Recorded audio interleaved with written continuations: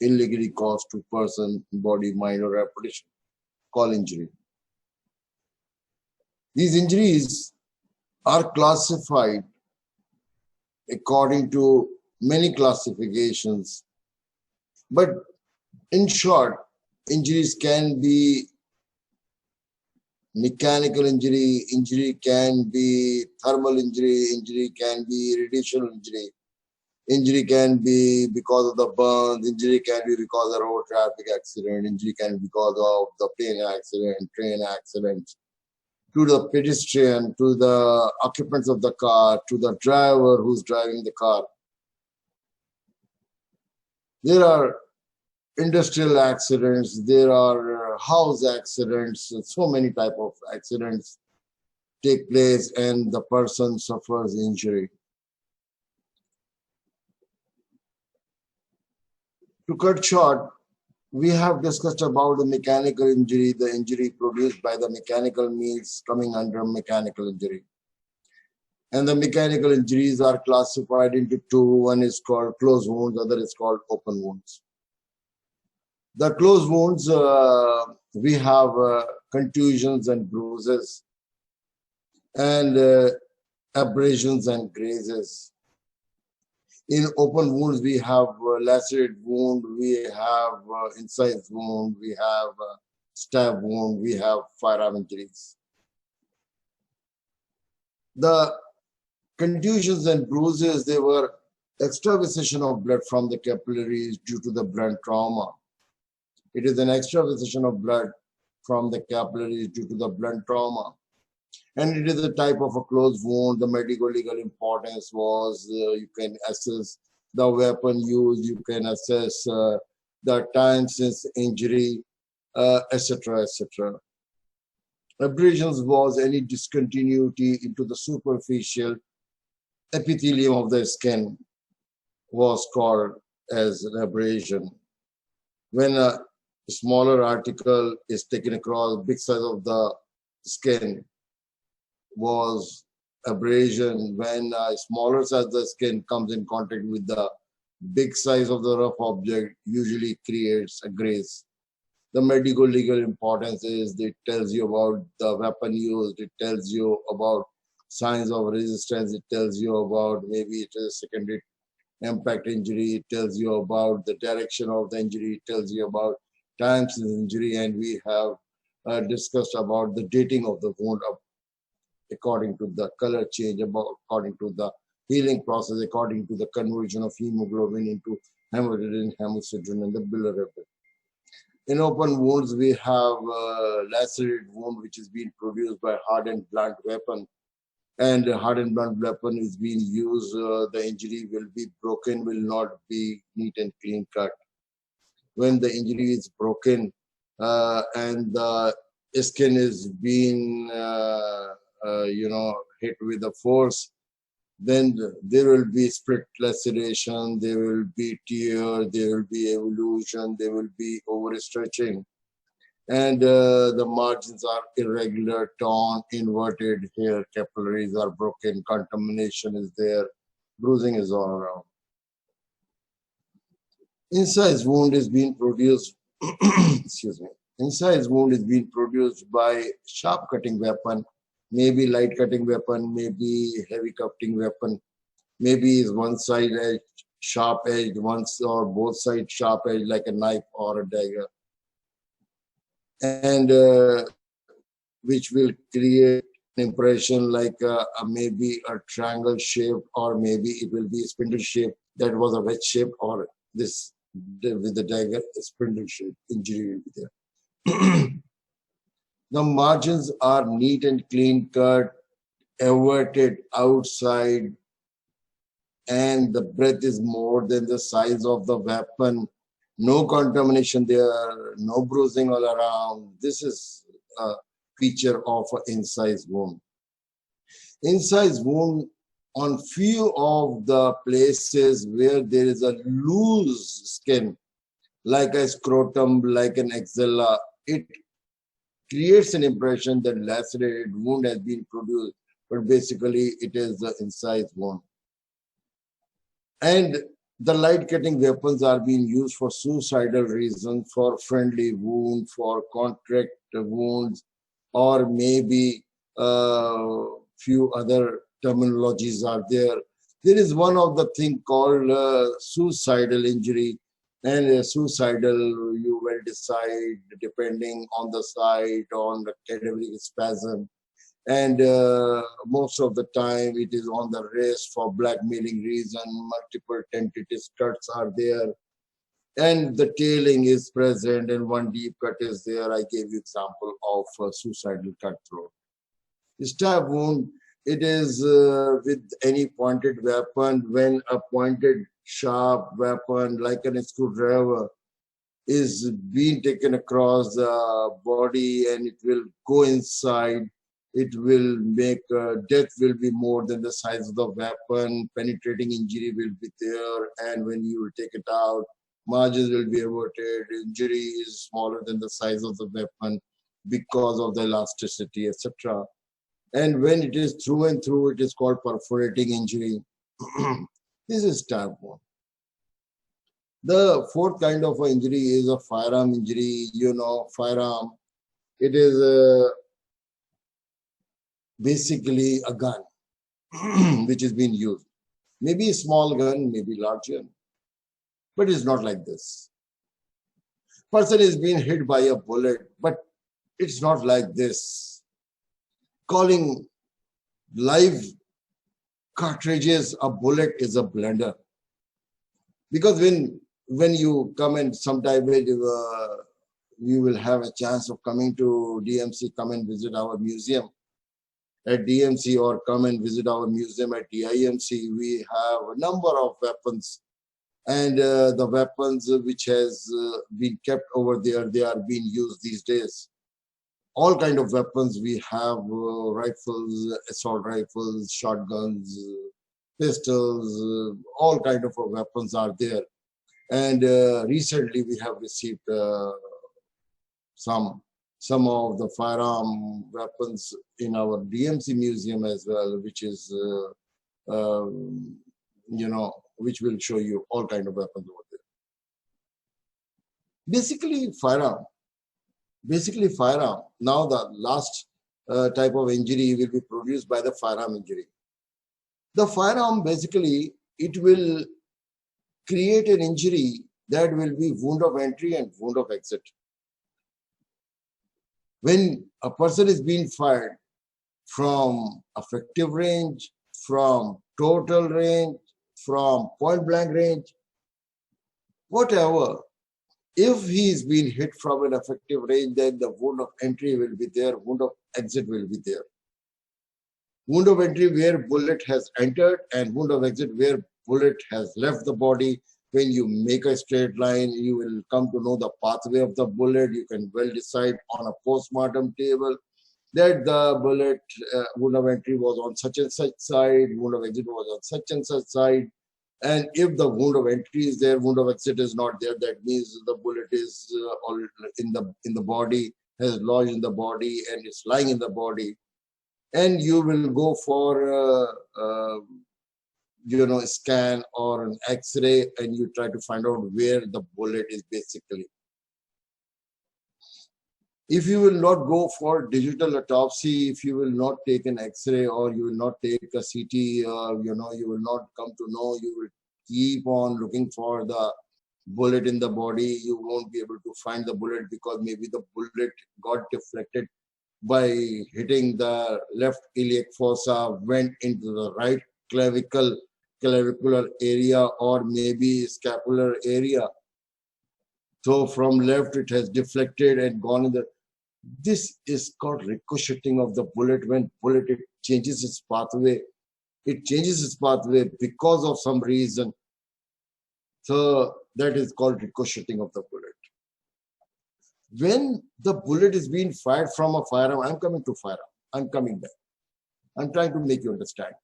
When the bullet is being fired from a firearm, it will go in the air.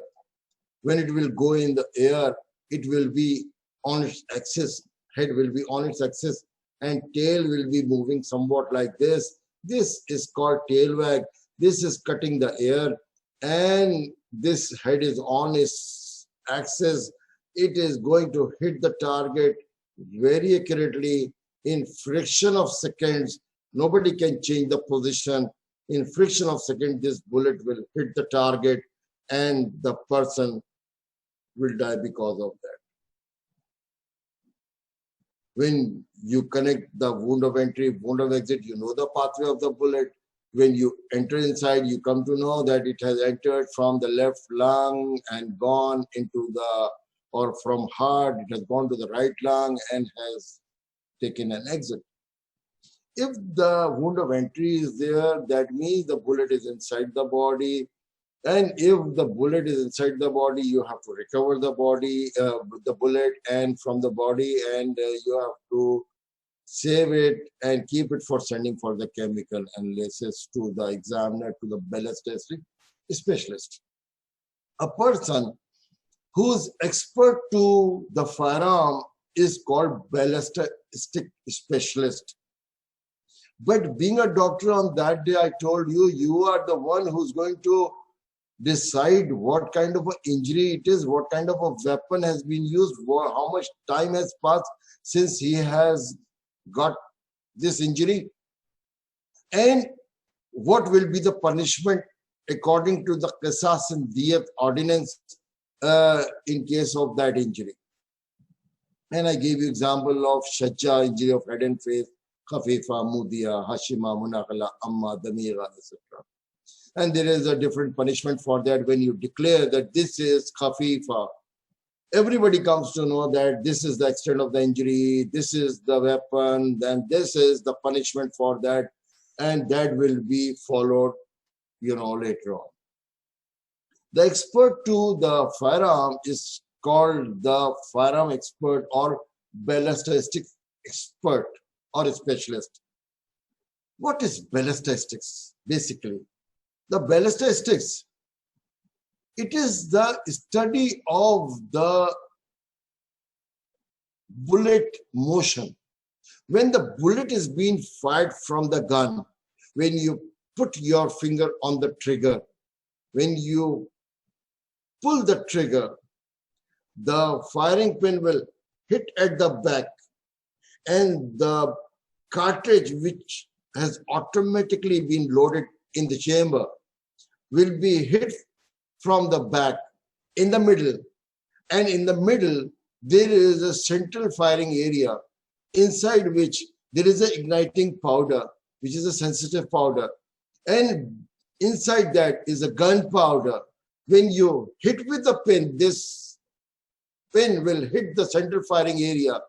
This will start burning the igniting powder. The igniting powder will start burning the gunpowder, and the gases will be formed. 1 gram of the powder will make nearly 900 ml of the gases, and one time will come when the bullet or the pellets will be pushed in the air and they will leave the muzzle end of the gun. This bullet, which you have fired and created a pressure of 900 ml of the gases per gram, will be passing from the barrel of the gun. And the barrel of the gun, it can be a smooth barrel or a smooth bore, in which when you unload, it will be through and through, and there will be no hurdle in between. And these pellets will be going from the barrel of the gun, and they will leave the barrel of the gun, and they will be in the air. They will be in the air and they will just go and hit the target within fraction of seconds. When you pull the trigger, firing pin will hit the igniting area, or the primer will give a push, will burn the gunpowder, and this bullet which is been going inside, bullet is conical, brass jacketed from the front. It is smaller in size from the front. It is broader from the back. And the barrel of the gun, especially in rifled firearm, there are the grooves inside the barrel, and the bullet has to move somewhat like this, and this will come out from the barrel of the gun. Head is on its axis, tail is being moving. This is called tail wag. This is cutting the air and head is on its axis, will go and hit the target. Let me tell you, what is gun? What is a firearm device? Just like your mobile is a device. This gun is a device in which you burn a gunpowder in a closed space and you throw a projectile out of it. Again, it's a device in which you burn a gunpowder in a closed space, like you will burn a gunpowder in a closed space and you throw a projectile out of it. It is a device in which you burn a gunpowder in a closed space and you throw a projectile out of it. This is a weapon. This is a gun. Guns are of different types. Smoothbore firearms, grooved barrel firearms. One point I must tell you. Just take my lecture as a story. Relax yourself. Relax yourself.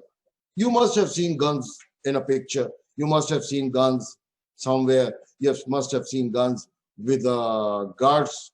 You must have seen guns with policeman, or you must have seen on the truck with a soldier or maybe the ranger. So these guns, how they work, that's what I'm trying to tell you. No matter, no doubt, my job is to put down the observations, but it's my duty and your duty to decide what kind of a weapon has been used. Policeman is standing outside. You need to tell them whether the person is alive, whether the person is dead. You need to decide, you need to declare what kind of a weapon has been used and what is the direction of the fire and what is the distance fired. Maybe 3 meter point blank range is a suicidal injury. It's a homicidal injury. The distance was 5 meters. The distance was 20 meters. The distance was 30 meters. Is your duty. So these three information you have to pass on to the police. Now, coming back, relax yourself. Just listen to my story. The firearms are classified into two. One is smoothbore, other is grooved barrel. The smoothbore firearms, as the name suggests, when you unload it, the barrel is smooth from inside. The barrel is smooth from inside. You can see through and through. And there is no hurdle in between. The pellets, when you fire, they will just go in the air. And they will be going in the air and is going to hit the target within fraction of seconds.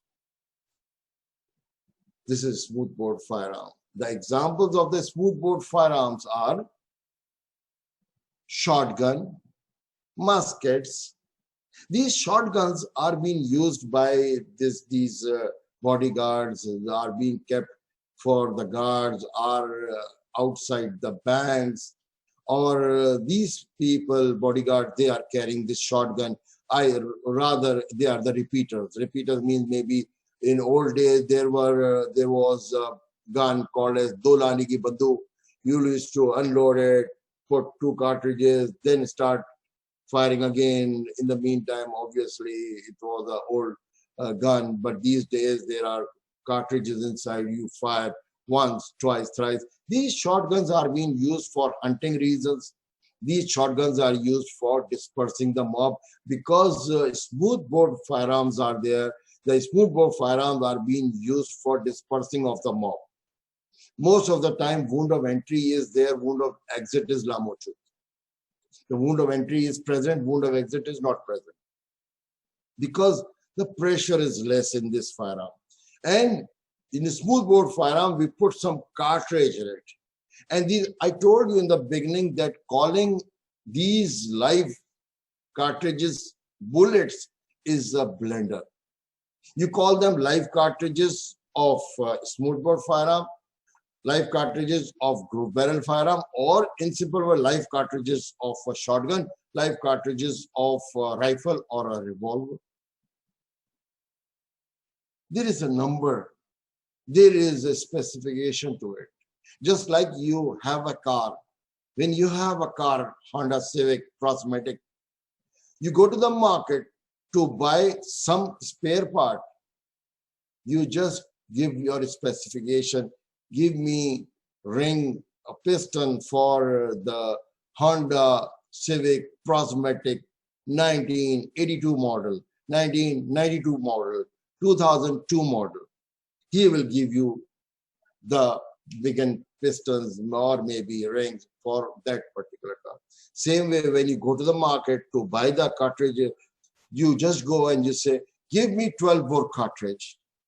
Give me this specification of the cartridge.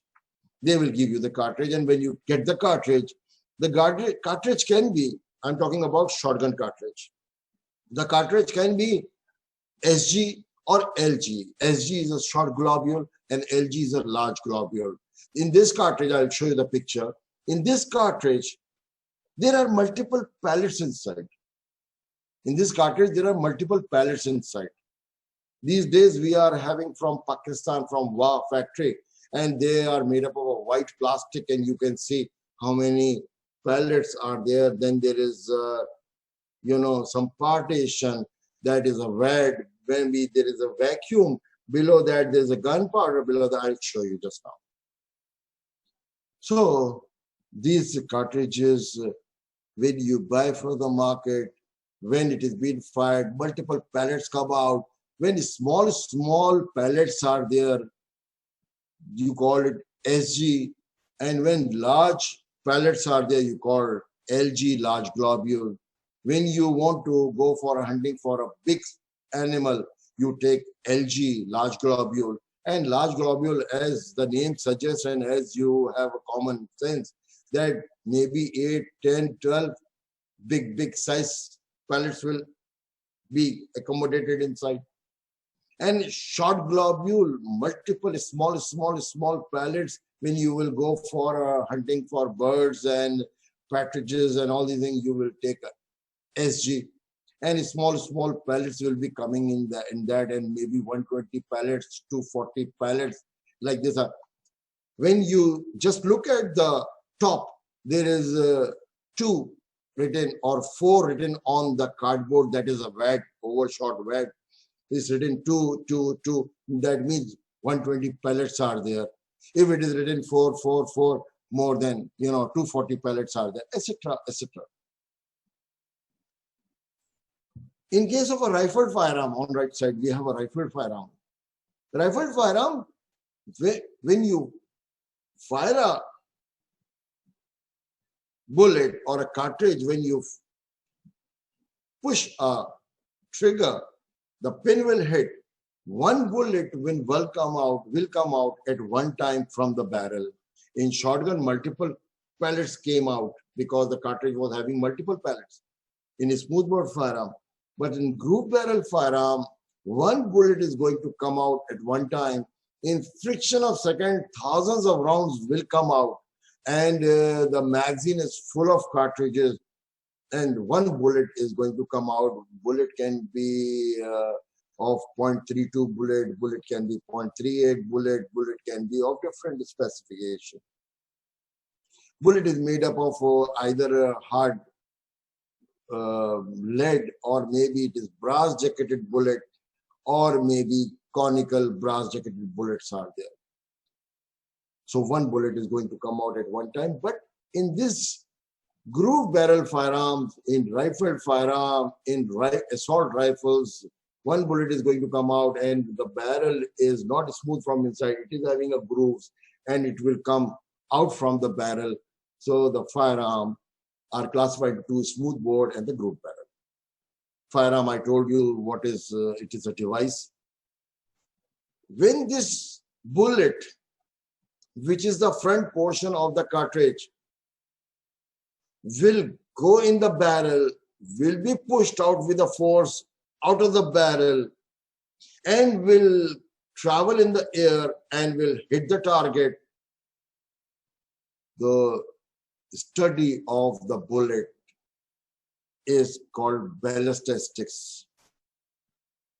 The bullet will be going straight, slowly, gradually will be coming down. Slowly, gradually it is coming down. This is called a projectile motion. The projectile, the bullet which is going in a projectile motion, the study of that will be called as a ballistics. So the study of various physical forces acting on the projectile is known ballistics, and the expert to these firearms is called ballistics expert. And in simple words, this bullet, when it is being hit by the pin in the primer area, igniting powder start burning, the bullet was in the barrel, was going or passing from the barrel, and head is on its axis and tail is being moving. What is happening? What forces are being acting? यानी bullet के ऊपर क्या बीत रही है जब वो barrel के अंदर है? That is called internal ballistics. Are you with me? Are you with me? And when the bullet comes out from the barrel and it's in the air, what forces are being acting? I'm coming to the point. What forces? What forces are acting on the bullet when it is in the air? And when will hit the target, whether it was in effective range, whether it was in total range, that is called terminal ballistics. So when the bullet is in the barrel is internal ballistics. When it is outside in the air, it's called external ballistics. And when it hits the target, it's called terminal ballistics. When it is in the barrel, when it's been fired, maybe the gunpowder was not good enough. Maybe the gunpowder got fused and bullet got stuck up in the barrel. Next time when you fire, with one fire, 2 bullets will come out in the air. We call that with some name. I'm coming to that. When you fire, the power of the gunpowder will force the bullet to come out. The resistance of these grooves inside, they will make the, one of the factor for what is happening on the bullet when it is inside the barrel, the power of the gunpowder, etc. And when it is being pushed out, you will find the fire will come out first, then the gases will come out first, like a smoke, then the bullet will come out, small unburned particles will come out, then the bullet will come out, and after that will be in the air. Maybe moisture is there, maybe rain is there, maybe wind is there, and maybe the bullet will be going or slightly changing the pathway. But because groove barrel firearm, the bullet is cutting the air, so most of the time it goes and hit the target very accurately. When it's smoothbore firearm, the pellets are going by their own way.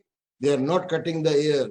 So maybe they will get deflected just like a ball of Mukarram, what you used to see in Sydney or maybe these places where moisture was there, and maybe it will go and change the pathway slightly.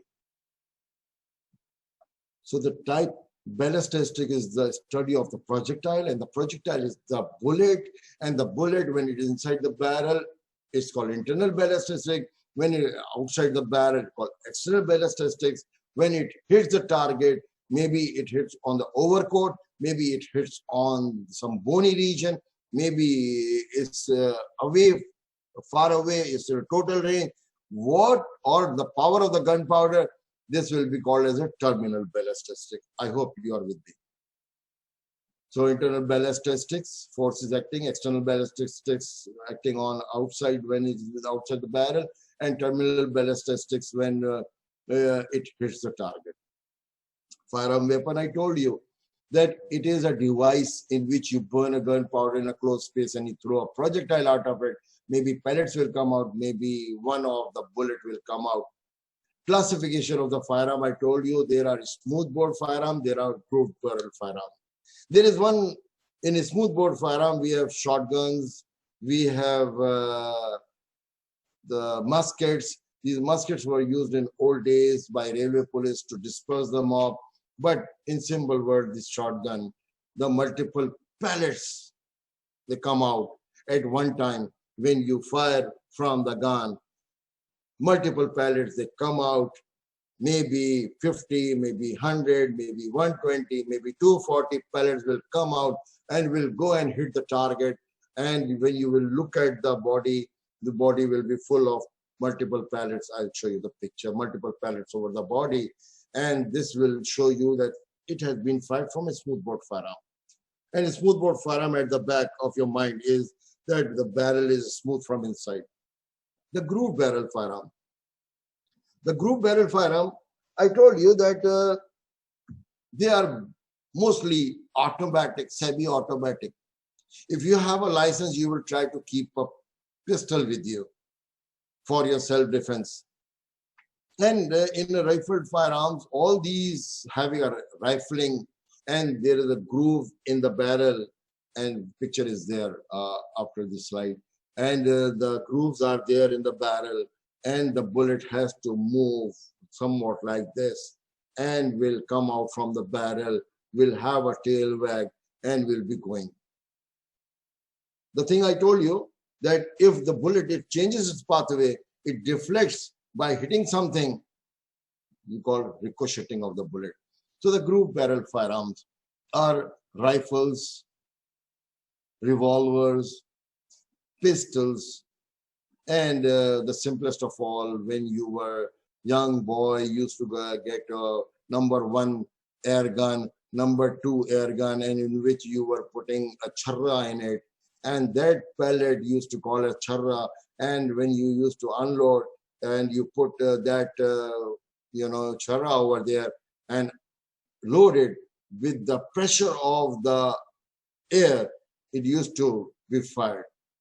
We receive in our practice many times a servant has been brought and he is having a pellet over here. One of the child has hit the servant with this. Maybe one of the mother was brought to me and she was having this air gun chara in the knee joint, etc.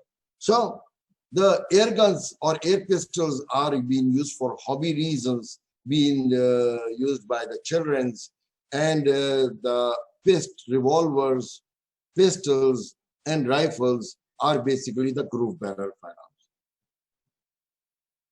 The revolver is an old gun. You must have seen with the police sometimes having revolvers, and there is a revolving drum inside, and it's a manually operated gun. It is not automatic or semi-automatic. One by one you fire, and it is of 2.32 specification, and all cartridges are being filled in a revolving drum, and is being fired one by one, one by one, one by one. It is not a good gun. The effective range of this kind of a rifled firearm, this kind of a weapon, this kind of a revolver, as I said, it is not an automatic gun. Is this gun, the effective range is just 600 to 900 feet, and the muzzle velocity at what speed it is leaving the muzzle end of the gun is 600 to 900 feet per second. I'm coming to the point, what is muzzle? Number 2 is called revolver, pistol. The pistol is being recommended or is being kept for self-defense. It is automatic, it is semi-automatic. You can put on one by one, like you fire one by one, and you can put on automatic mode, and maybe 5, 6, 7, 8, 9, 10 bullets will be fired at one time. So it is automatic, semi-automatic. Another thing is, in this you are putting a magazine in it. Inside the butt, you are putting a magazine and another magazine in your pocket, and this magazine is there, so time will not be consumed for reloading. And this is a type of a weapon. The effective range is more because it is automatic semi-automatic. The range is more than the revolvers what we used to have in old days. Then we have the rifles. Rifles, the effective range is 3,000 to 5,000 feet, and it is being used by the army or maybe these rangers, or and you must have seen the big strip and big size of a cartridge is there, and 3,000 to 5,000 feet is the effective range, and 3 to 5,000 feet per second will be the muzzle velocity, in which speed it will leave the. You can hit a target by sitting on the rooftop far away, and you can hit that target easily. So this is being kept by the armed forces, etc. So the classification is smooth bore and the groove barrel. The smooth bore, we have example shotgun in which multiple pellets are coming out, in which we are using a cartridge. And in case of cartridge of a shotgun firearm, multiple pellets are there. And in groove barrel firearm, there are grooves in the barrel. And now I must tell you the parts of the weapon. The parts of the weapon are, number one is called barrel. The barrel of the gun is the front portion of the gun. This front portion of the gun is called barrel, and the other end is called muzzle end. Backside, which is connected with you, is a breech end. There are few of the guns which are muzzle loading guns. You must have seen in the war on the mountains, in the Kashmir area, in the Palestine, or maybe Iran-Iraq war area. When these soldiers, they put a bomb from the front, and the bomb goes inside, and they go back, and it is going to hit the pin and will be fired. This is muzzle loading gun. There are, most of the time we are loading from the back. Then the firing pin is there. This is the barrel, which is front portion, that is the pipe. Firing pin will be at the back when you push the trigger. When you pull the trigger, the firing pin will hit the central firing area and will start burning the igniting powder, then the gun powder. This is when you hit. This is a hammer which is hitting from the back. Trigger is what you are pulling, and the butt is the thing which is resting on your shoulder. To have a stability, we will be having that butt, connected with your, firmly connected with your shoulder. Don't keep a distance, otherwise you will get a nice jerk, and then you fire from the gun.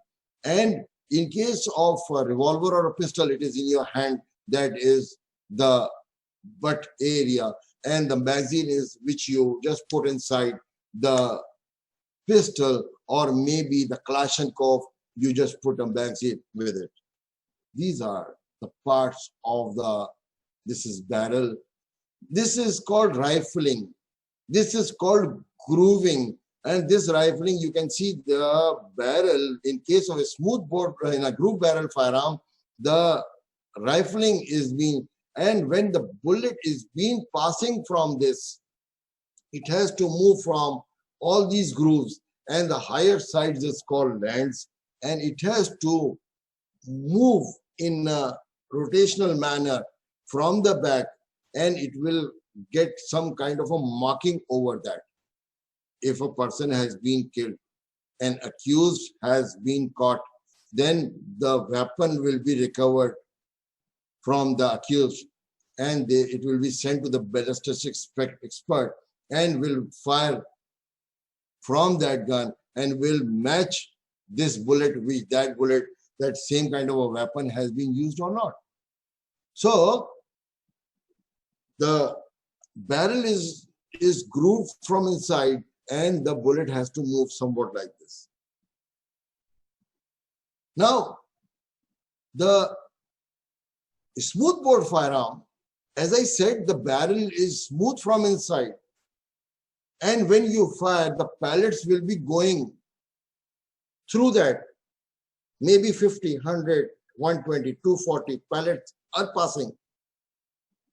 So if you just fire, the pipeline is equal, just like this, heading place, so the pipeline from the front and the back is equal. This pipe, when you unload, you can see through and through. There is no, tapering from the front, or maybe there is no hurdle in between, and there is a neat and clean pipe, and it is equal pipe.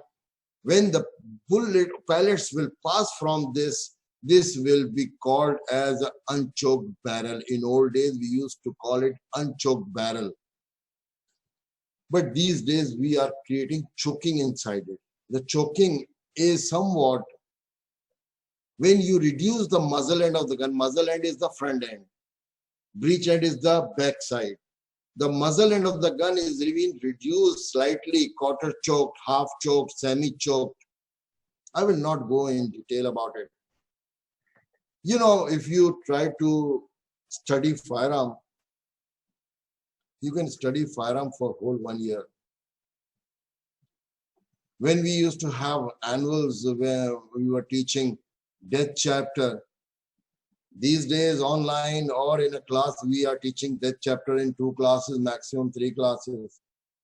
In old days, I still remember we used to teach this death chapter in 11 classes or 15 classes or 12 classes or 14 classes. Same way, the firearm you can study, you can have a nice lectures of firearm in detail about it, the mechanisms, the forces, the physics, dynamics, everything about it for more than 10, 12 lectures.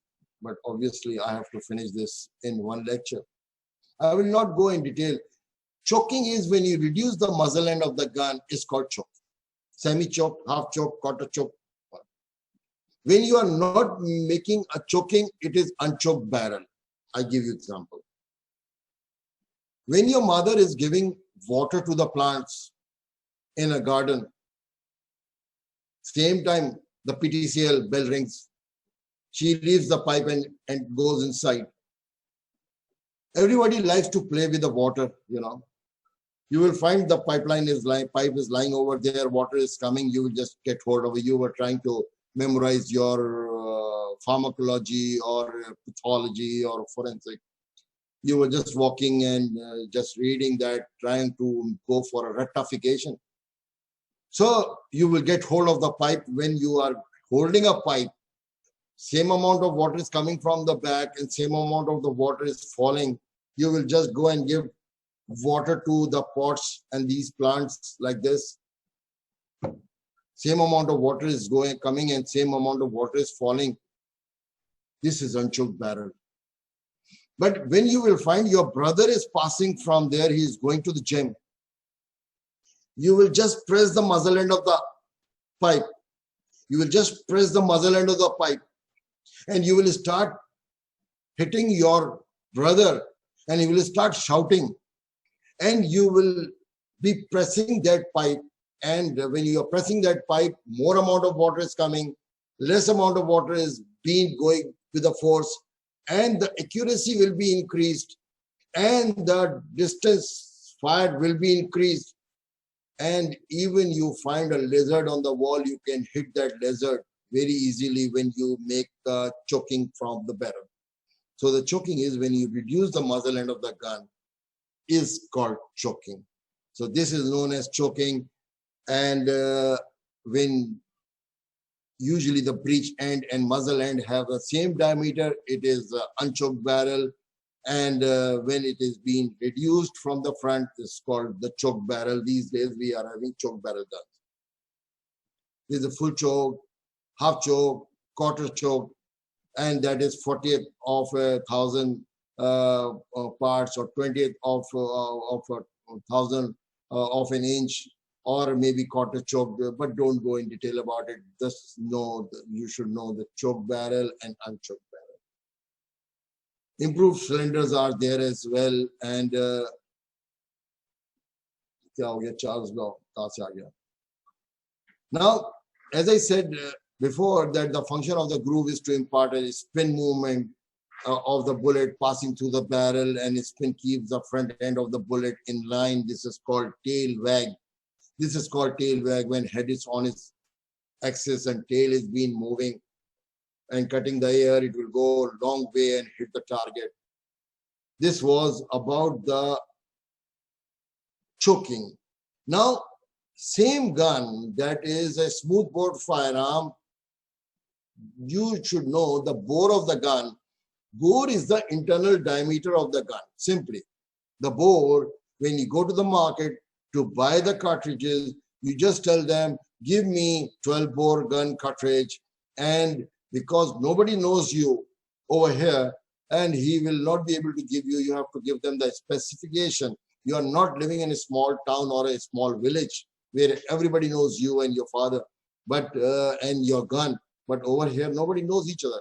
You have to go and give them the specification. So bore is basically the internal diameter of the gun, which is being calculated only in the smoothbore firearm. And bore, how you calculate? You take 1 pound lead. You take 1 pound lead. You make one ball which approximately fits inside the barrel.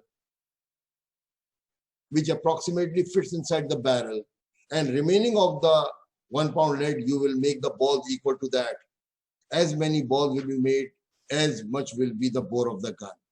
So bore of the gun, it is the internal diameter of the gun. How you calculate bore of the gun? You take 1 pound lead, you make one ball which approximately fits inside the barrel, and rest of the lead, you will make the balls equal to that. As many balls will be made, if 2 balls will be made, that means the diameter of the barrel is big. If 6 balls is being made, maybe it's a bit smaller.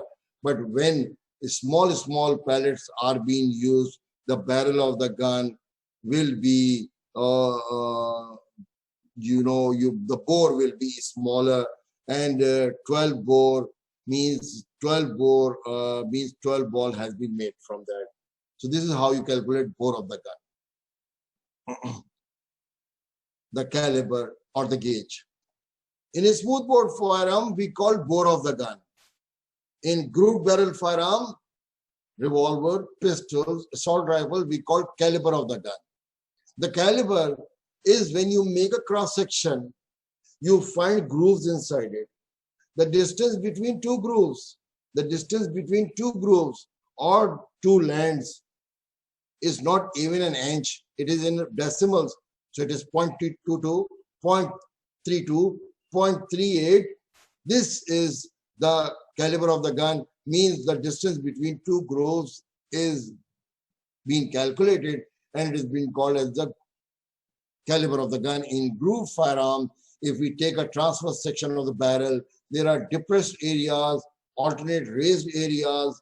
The raised areas called the lands, and the caliber indicates the land to land width of the barrel, and the distance between the two lands is called the caliber of the gun. So in smoothbore firearm, we call bore. In grooved barrel firearm, we call with the caliber. The firing pin is present, incorporated with the hammer, and on loading, it is held in cocked position. When you put in a loading position, due to the shear strain on pulling the trigger, it will hit the sensitive primer at the base of the cartridge, and the firing will occur. Hammer, in most of the guns, hammer is present, which on loading the weapon is held in cocked position, and this hammer is going to hit the pin or the center firing trigger, which is in your finger. It is a lever situated in front of the butt or hand grip. As the weapon is cocked and trigger is pressed, it releases firing pin. When you just pull the trigger, it's a rule that you never aim a gun towards anybody. It's a rule that when you unload the gun, always unload 2-3 times, because in a magazine, the cartridges are there. They are being cocked up. They are having a spring below that, and that is coming in a chamber automatically. So maybe you have fired one of the cartridge, but now you have not loaded it, but it is an automatic weapon. When you will press the trigger, the second cartridge will come out. So when you remove the magazine, you need to unload 2, 3, 4, 5 times. So the already the cartridge, live cartridge, which is in the chamber, should be cocked out, right? So it's a rule that you never aim a person, never make a, fun, or maybe you joke with someone, and you always keep yourself away from them. Quite many times we have done a postmortem of a policeman who got fired from a jug, or maybe who was keeping a finger on the trigger. Maybe because of the bump, he got fired from the gun, and all the skull was hit by a point blank range, etc. So the thing is, you have to be conscious. There are many stories about it. There are many postmortems we have done about it. But I told you, butt or a grip, it is a part of the firearm, gripped in a hand, in a small barrel firearm, such as pistol, revolver, it is in the hand. But for a shotgun, for this rifle firearm, it is with your shoulder. Magazine, it is a spring loading box carrying a number of cartridges inside it. It may be fixed in a grip of pistol or attached to force stock of a rifle, etc. One of the rifle, G3 is very famous, which is being made in Pakistan, and the G3 rifle is very famous, and in which the cartridges are being cocked up automatically because of the spring. Then we have a projectile, any article being capable of projecting with a great force.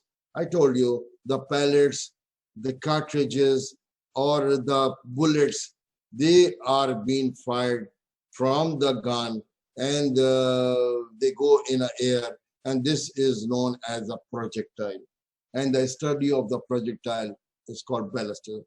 This is one of the cartridge which is being used in a smoothbore firearm. This is a big cartridge, and below there is a center firing area. There is a primer inside. This is the base, and this cartridge is made up of cardboard made from Wa or somewhere, and or maybe it comes from Wembley, famous, or this is a shotgun cartridge. And if I have a plastic transparent cartridge, I'll try. This is at the back. You fire in a central area, and it's written over it that it made in such and such place, etc. Or this is being fired. This is a primary area. Here we have a igniting powder. This is on the top is an overshot word. It is written 2, 4, 6 like this, that how many pellets are there inside. This is the cartridge which is made from Wa, Pakistan, and you can see the big pellets, either 8, 10 pellets are there, and these pellets are LG pellets. On the top you will find that the overshot word. Then we have the pellets, and then we have the vacuum area for the expansion of the gases. Below that you can see this gunpowder, just like tobacco leaves, you can see the gunpowder, and below the gunpowder is the igniting powder. Below the igniting powder is the igniting area, or percussion cap, and when you hit with a pin in the center, the igniting powder will start burning the gunpowder. The gunpowder, 1 gram of the powder will make 290 ml of the gases, because in this type of a cartridge, we are using smoked powder, and smoked powder 1 gram makes 290 ml of the gases, and this vacuum area will be full of gases, and one time will come when these pellets will be pushed out. When it will be pushed out from the smoothbore firearm, there's another story on choked barrel or choked barrel, but we have these days choked barrel. And the choked barrel gun, what is the advantage? The advantage is that it will increase the length, it will increase the force, it will increase the accuracy, it will hit the target on properly, and the dispersal of the pellet will be less. One thing will be less, everything will be increased by creating choking. So it is being hit from a choked barrel gun. This is the shotgun cartridge. This is again old type of a shotgun cartridge, and this is made up of cardboard, and this is at the back central firing area, and then this is a fired cartridge. This is the number plate for the cartridge, how many pellets are there. This is a transparent cartridge. This is what we are using these days. You know, what happens is that overshot wad is there, yani over the pellets there is a one partition. This is called overshot wad. Then we have pallets, multiple pallets. Then under that we have an undershot wad. This is partition. This is called undershot wad. Then we have this vacuum area. Then we have a gunpowder. Then we have igniting powder. Then we have a percussion cap. Then we have a center firing area. This is center firing area. This is a 12-bore cartridge. Now, this is the cartridge being used for by the rifled firearm, grooved barrel firearm. This is at the back. The center firing area is most of the time centrally, when you hit with a pin in the central area, that is igniting powder is there. But in few of the cases, the rim firing area is there. When the sensitive powder is around the rim, maybe I have, this is rim fired area, that the pin is going to hit the sides and the igniting powder is on the sides. So this is rim fired. This is center firing area. This is the cartridge of a rifled firearm. This is a shell. This is the body of that. On the top is a bullet, and only this bullet will travel in the air, is going to hit a person. So the cartridge of shotgun, I told you that the parts of the shotgun cartridge and the various components of the shotgun cartridge are basically, you will find that the metallic rim will be there, percussion cap is there, outside containing igniting material in the inner area, and you will find that the mercuric fulminate previously, but now potassium chloride, antimony sulfide, lead sulfate, sulfonate, or barium nitrate are used. Above this lies the propellant charge, gunpowder, which is 3 types. This is, in this case, when you fire from the gun, 100% time some smoke comes out in the air. The smoke is not a good sign. The smoke is an unburnt particle. So we are using black powder in smoothbore firearm or cartridges. We are using smokeless powder in grooved barrel firearm or assault rifles. When you fire from a pistol or a revolver, no smoke comes out. You never know from which side the person has fired. But in case of a shotgun, in case of a smoothbore firearm, you can well decide which side we have been fired. So containing charcoal, sulfur, potassium nitrite, and black powder is burnt into gases. 1 gram of the powder make nearly 290 ml of the gases, and the pressure built up at a breech end after fire. Black powder 3 to 5 tons per inch. This is known as breech pressure. Usually breech pressure and muzzle pressure are same, and black powder, remaining of the powder will go in the air in the shape of a smoke, and that is unburnt particle. So black powder contains charcoal, sulfur, potassium nitrite, etc., etc. Smokeless powder. Smokeless powder, that powder makes 1 gram of the powder make 290 ml of the gases. Smokeless powder, it makes 1 gram of the powder make nearly 900 ml of the gases. And that is the reason pressure is more. That is the reason 100% powder has been burned. That is the reason no unburnt particles are there. That is the reason more power is being made. 1 gram of the powder make 900 ml of the gases, and the pressure is 15 to 20 tons of pressure. Here, 3 to 5 tons of pressure was there. Here, 15 to 20 tons of pressure is there. So in this, we are using nitrocellulose, we are using nitroglycerine, and this nitrocellulose and nitroglycerine, these are the powders, and these are nitroguanidine, also triple base powder. 100% of the powder is being burned, and the powder will get burned. The example is, you know, online, we cannot give more examples. We cannot give you, you know, off the record examples, but online it's very difficult to give because it gets recorded, and, you know, and over here, and obviously taking a class with the teacher, old teacher like me, is very difficult in front of a PC or a desktop or a laptop. You know, I don't get response. Basically, taking a class is an art. We keep on looking at you. We look at your body language. How many of you accepting? How many are not getting my point? How many have eyes towards me? How many have eyes away from me? So we hypnotize you. We control you. We look at your body language. We look at your response. It is just like a person who's singing, you know, this Fateh Ali who's singing. If you keep on enjoying, keep on giving slips, he will keep on enjoying more, and he will be singing more better way. But when I have students, like 256 students over here, how many are with me, how many are not with me?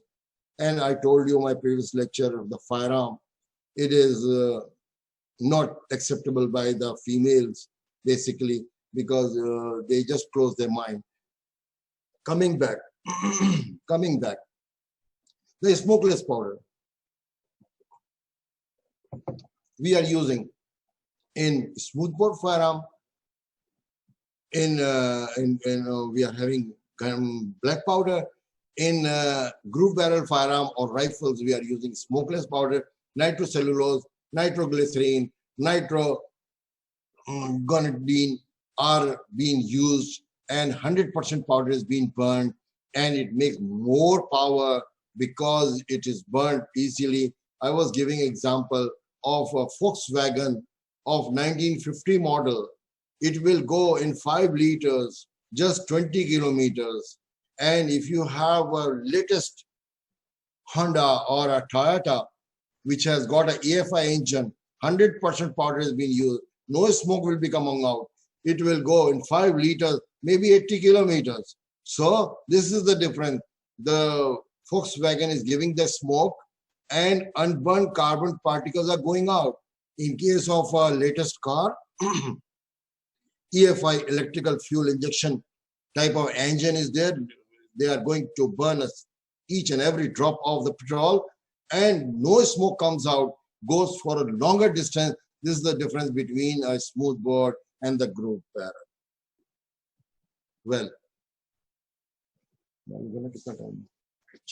Well, semi-smoke powder is there. No need to go in detail about it. I told you when 2 is written on the top, 120 pellets are there. When 4 is written on the top, 240 pellets are there. When 6 is written on the top, 300 to 500 pellets are there. These are all SG, short globules. If you talk about large globule, which I have shown you, maybe you will find just 6, 8, 10, 12 things will be there. This is rim fired. I showed you that it is on the rim. The sensitive powder is there. And I've been warned that time is finished. There are different type of projectiles. The projectiles which are coming from the muzzle, and I told you that the bullets which are coming out when it's being fired. The bullet is derived from a French word bollet or little ball, and jacketed conical bullet which is having brass jacketed from the top, and which are hardened bullet which on hitting any target or wall or a roof never changes the shape. Hardened lead bullets are there. and used in pistols and revolver, which is round from. And the dum-dum bullet, these are expanding bullets. When they hit the target, they are very destructive, and they make small pieces, and they are tracer bullet, in which the barium peroxide is there. Must have seen in the wars that after every 10 rounds, one of the bullet having barium peroxide will be there. Beyond friction, it will get some igniting light, and it will tell you where they are been going. Instantly bullet, as the name suggests, they burn the target while on hitting. Tandem bullets are there, where I told you when you fire, the bullet, gunpowder was fused, got stuck up in the barrel. Barrel was rusty, not being oiled properly, get stuck up in between. When you fire for the second time, on one fire, two bullets they come out. This is called the tandem bullet. In an old rusty bullet does not come out of the barrel. When second time you fire, the forcible brings out the first bullet with it. Thus two bullets come out by the single fire. Then we have this, as the name suggests, baton bullet, rubber bullets are there, and the duplex cartridge. Maybe these bullets carry some kind of a poison in it, and on hitting the medical legal importance of cartridges, they can be homicidal, suicidal, accidental, or fabricated for hitting himself to gain something, to gain the fame, to show them that I was being hit by the accused, etc. So homicidal, distant fire will be there. Wound of entry will be there. Wound of exit will be there. Wound of entry will be smaller. Wound of exit will be larger. But in case of a suicidal, wound of entry, it will be in the gun will be in hand. It will be down upwards. Wound of entry will be larger. Wound of exit will be smaller. Cadaveric spasm will be modude, etc., etc. Last point, that firearm injuries, wound of entry is there, wound of exit is there. Most of the time, rifled firearms, pistols, revolvers, assault rifles are being used. Wound of entry is there, wound of exit is there. Wound of entry is always, as a rule, smaller. Wound of exit is always larger. Wound of entry has inverted margins as it is going inside. Wound of exit has everted margins. Wound of entry has fiber of the close. Wound of exit will not have that. Wound of entry will have a blackening, singeing, tattooing. Blackening is a gunpowder over the body. You can clean it with a wipe it with the moist cloth. This is blackening. Singeing is the burning of the hair. Bullet is hot. Bullet is hot. And the bullet will burn the hairs of the area. This is called singeing. And wound of exit will not have that thing. Wound of entry will have a tattooing. The unburnt particle will enter inside the body, and you cannot clean it with the moist cloth. This is called tattooing. The unburnt particle under the skin. Blackening, singeing, tattooing will be there. Above all, the wound of entry will be pink in color. Wound of exit will be brown in color. Wound of entry will have conversion of hemoglobin into carboxyhemoglobin. It will be pink in color, and wound of exit will be of a normal. This is wound of entry, wound of exit, features, etc., etc. Yeah, the functions of the, you must be thinking that what is all about. The spin of the bullet is when the bullet is being moving, it is cutting the air, and spinning movement is there. The function of the spinning is it has the wobbling motion, and it goes and it cuts the air, it goes and hits the target more easily. And the tail wag is wobbling as the bullet comes out of the rifled firearm. The front end is on its axis and tail is being moving. This is called the tail wag. Singeing is a burning of the hair. Blackening is the gunpowder over the body, and it will go up till deposition of the smoke will be rifled firearm will be 1 foot, and the shotgun will be up to 3 feet. Some kind of a gunpowder will be over the body. After that, the overshot will be going. After that, nothing will be going except the pellets, except up to 25 yards, the overshot wet is going as well. So this lecture is long. I think you must arrange one more lecture. I will be more than happy to have 5 lectures. I have nothing to do these days except my practice. So you just request your person who's who's making the timetable. I'm ready to take as many lectures as you want. And you can come on my email, and we can have a lecture on a Zoom as well, or whatever media you would like to have. Singeing is, I told you, burning of the hair. Blackening is deposition of the smoke. Tattooing is the unburnt particle goes under the skin. In case of a shotgun, it will go up till 9 feet. And in rifle firearm, it goes up to 3 feet, etc. Muzzle velocity, I told you, muzzle velocity, at what speed the bullet is leaving the barrel. And this is the muzzle velocity. Shotgun is 1,000 feet per second rifle, but I gave you my formula that in case of 600 to 900 feet, and 900 1,200 feet, and 3,000 to 5,000 feet, etc. This is effective range up to which you can kill the person, hitting range up till which the bullet goes and start falling slowly, gradually. That is a projectile motion. I think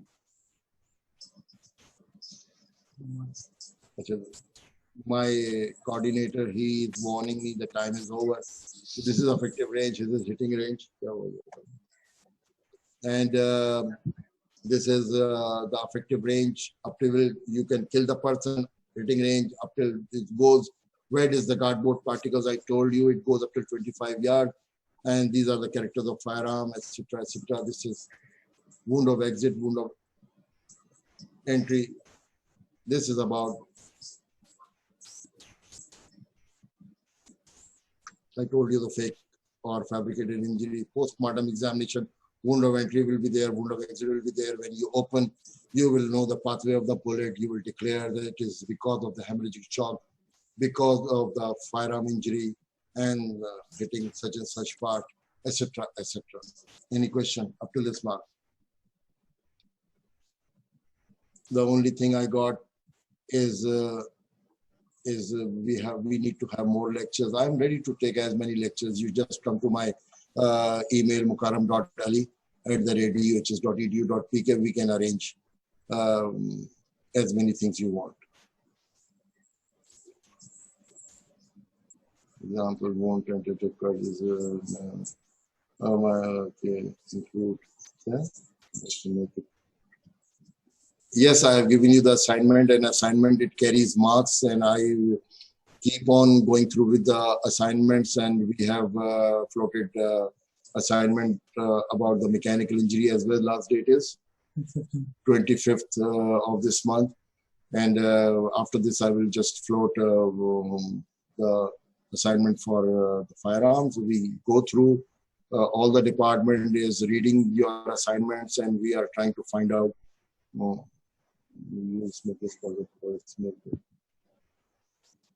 basically, you know, the question is, why don't we use smokeless powder for smoothbore firearm?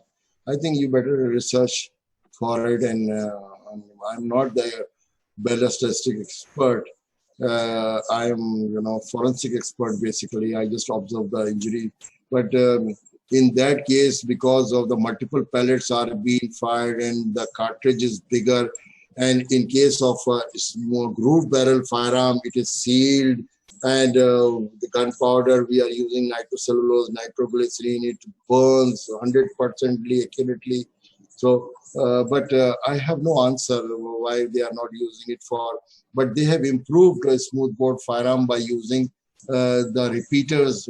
Previously, we didn't have the repeaters, but now we have the repeaters. Like when you fire on the birds, on the ducks, you miss, you fire another one. You miss, you fire another one, or few of them they fall, you fire another one. So these are the called repeaters, and these bodyguards and these guards outside, they have the repeaters. Now we don't have the Donali ki banduk. So they have improved it, but I don't know. Thank you. Thank you very much for your patience. I was expecting more questions, but very few questions has been asked. Thank you very much. See you inshallah. Sir, off कर दूं class? Yeah, thank you.